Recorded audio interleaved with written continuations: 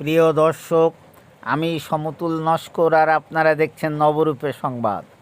আজকের তাজা খবর, আসন্ন 2024 লোকসভা নির্বাচনে জয়নগর লোকসভা কেন্দ্রে তৃণমূল কংগ্রেস প্রার্থী মাননীয়া প্রতিমা মণ্ডলের সমর্থনে কুলতলি ব্লকের দেউলবাড়ি দেবীপুর গ্রাম পঞ্চায়েতের সমস্ত অঞ্চলে পদযাত্রা চলছে।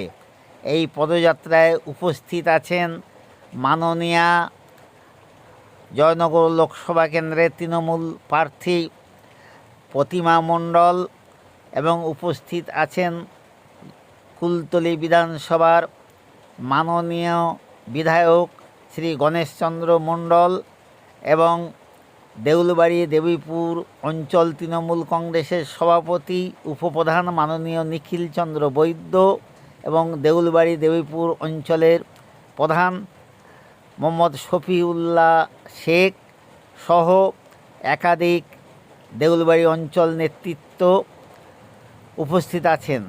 চলছে পথসভা। চলুন দেখে নেওয়া যাক এই পথসভার কিছু অংশ।